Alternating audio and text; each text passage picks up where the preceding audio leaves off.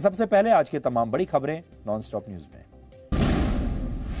देश में crypto currency को रेगुलेट करने के लिए जल्द ही नियम आ सकते हैं। सूत्रों के मुताबिक संसद की वित्त मामलों की स्थायी समिति ने क्रिप्टो करेंसी को रेगुलेशन के दायरे में लाने की सिफारिश की है।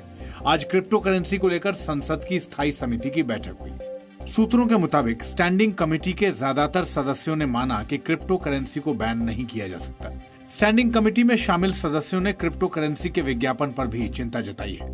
क्रिप्टो करेंसी को लेकर रिजर्व बैंक ऑफ इंडिया भी चिंता जता चुका है। शनिवार को प्रधानमंत्री नरेंद्र मोदी ने भी क्रिप्टो करेंसी पर बैठक की थी। जम्मू कश्मीर में सुरक्षा बलों को फिर बड़ी कामयाबी मिली है। श्रीनगर के हैदरपोरा में सुरक्षा बलों ने मुठभेड़ में 2 आतंकियों को मार गिराया है। मुठभेड़ शाम 6 बजे करीब शुरू हुई। रात 8 बजे के करीब दूसरा आतंकी मारा गया। आतंकियों की पहचान अभी नहीं हुई है। संख्या का भी अनुमान नहीं है। ऑपरेशन अब भी जारी है। सुरक्षा बलों ने पूरा इलाका घेर रखा है। सुरक्षा बलों ने गुरुवार को भी 3 आतंकियों को मार गिराया था। घाटी में इस साल 140 के करीब आतंकवादी मार गिराए जा चुके हैं। हिंदुत्व की आईएसआईएस और बोको हरम से तुलना पर कांग्रेस नेता सलमान खुर्शीद के नैनीताल वाले घर पर आज हमला हुआ। भीड़ ने पथराव और तोड़फोड़ के बाद उनके घर में आग भी लगाई। जी न्यूज से चर्चा में खुर्शीद ने कहा कि इस हमले ने साबित कर दिया कि उग्र हिंदुत्व पर उन्होंने सही लिखा था। आज मेरे घर को जलाया गया है, क्या यही आधार है अच्छा होने का? कॉन्स्टिट्यूशन ये कहता है कि सलमान खुर्शीद के घर के बाहर जाकर कहो कि तुम पाकिस्तान चले जाओ। ये कॉन्स्टिट्यूशन कहता है। खुर्शीद ने कहा कि किताब पर वो खुली चर्चा के लिए तैयार हैं, लेकिन जी न्यूज ने जब आईएसआईएस से हिंदुत्व की तुलना पर सवाल पूछे तो खुर्शीद चर्चा बीच में छोड़कर चले गए। नमस्कार, मैं आपको नमस्कार करता हूँ और मुझे आप पर बड़ा दुख हो रहा है कि मुझे आप पर दुख हो रहा है। चलिए छोड़िए बात, छोड़ो यार। शमीम, किसको कह देते हो यार? खुर्शीद के घर हमले पर केस दर्ज हो गया है। पुलिस आरोपियों को तलाश रही है। घर पर पुलिस लगा दी गई है। सलमान खुर्शीद के बाद कांग्रेस नेता मणिशंकर अय्यर ने विवाद खड़ा कर दिया है। अय्यर ने मुगलों को अमल पसंद तो बताया ही, मुगल शासक बाबर को महान बता डाला। मुगलों ने इस देश को अपना बनाया। अंग्रेजों ने कहा कि नहीं, हम तो यहाँ राज करने के लिए आए हैं, बाकी हमारा घर तो वही है।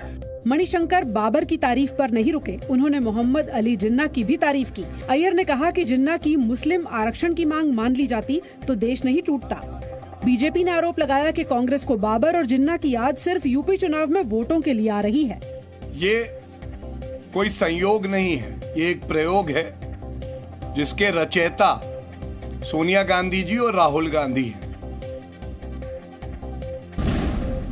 प्रदूषण पर सुप्रीम कोर्ट ने सख्ती दिखाते हुए दिल्ली सरकार को कड़ी फटकार लगाई है। सुप्रीम कोर्ट ने दिल्ली सरकार से पूछा, प्रदूषण पर अब तक क्या किया?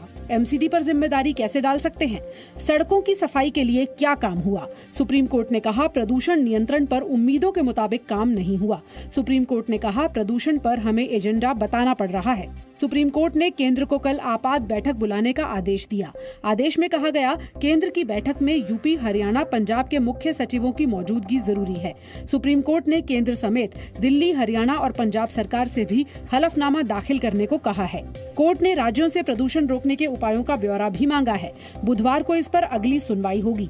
फटकार के बाद दिल्ली सरकार एक्शन में आई। दिल्ली के पर्यावरण मंत्री ने मेट्रो और परिवहन विभाग के साथ बैठक की।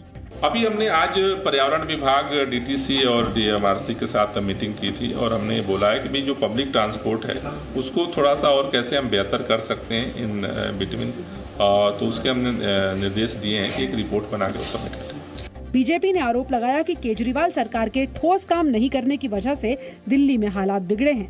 बयानबाजी बंद करिए, काम करना शुरू करिए। पिछले 6 साल से सिर्फ झूठ दिल्ली की जनता पूछेगी, यही क्वेश्चन जो आज सुप्रीम कोर्ट ने पूछा। लखीमपुर खीरी हिंसा मामले में उत्तर प्रदेश सरकार ने सुप्रीम कोर्ट में कहा कि वो रिटायर्ड जज की निगरानी में जांच के लिए तैयार हैं। इसके बाद यूपी सरकार ने जांच का नेतृत्व करने के लिए हाई कोर्ट के एक रिटायर्ड जज का चुनाव करने के लिए सुप्रीम कोर्ट से कहा। इसके जवाब में सुप्रीम कोर्ट ने नामों पर विचार करने के लिए 1 दिन का वक्त मांगा। सुप्रीम कोर्ट ने जांच टीम के अधिकारियों के स्तर को लेकर चिंता जाहिर करते हुए कहा कि जांच टीम को अपग्रेड करना होगा। सुप्रीम कोर्ट ने यूपी सरकार से वरिष्ठ अधिकारियों की सूची भी मांगी है। सुप्रीम कोर्ट ने इस लिस्ट में ऐसे आईपीएस ऑफिसर का नाम मांगा जो डायरेक्ट आईपीएस बने हों। ऐसे ऑफिसर का कैडर यूपी हो लेकिन वो यूपी के नागरिक ना हो। इस मामले पर सुप्रीम कोर्ट 17 नवंबर को फैसला सुनाएगा। प्रधानमंत्री नरेंद्र मोदी ने आज भोपाल में हाईटेक रानी कमलापति रेलवे स्टेशन का उद्घाटन किया। इससे पहले हबीबगंज रेलवे स्टेशन के नाम से इसे जाना जाता था। इस मौके पर पीएम मोदी ने कहा कि गौरवपूर्ण इतिहास और वैभवशाली भविष्य का आज संगम हुआ है। पीएम ने कहा कि रेलवे के मजबूत इंफ्रास्ट्रक्चर का फायदा देश के छोटे किसानों को भी मिल रहा है। पिछली सरकारों को घेरते हुए पीएम ने कहा कि पहले रेलवे के प्रोजेक्ट को ड्राइंग बोर्ड से जमीन पर उतारने में सालों लग जाते थे, लेकिन उनकी सरकार का फोकस वीआईपी से ईपीआई पर है। वीआईपी कल्चर से ईपीआई यानी every person is important, EPI की तरफ ट्रांसफॉर्मेशन का यही मॉडल है। इससे पहले प्रधानमंत्री मोदी भोपाल में जनजातीय गौरव दिवस कार्यक्रम में शामिल हुए। पीएम मोदी ने कहा कि आजादी के बाद की सरकारों ने आदिवासियों के बारे में देश को अंधेरे में रखा और स्वार्थ को प्राथमिकता दी। बार बार वोट मांगे गए, सत्ता पाई गई, लेकिन जनजातीय समुदाय के लिए जो करना चाहिए था, जितना करना चाहिए था, नहीं कर पाए। Presenting B News app available on Google Play and App Store. Download it now.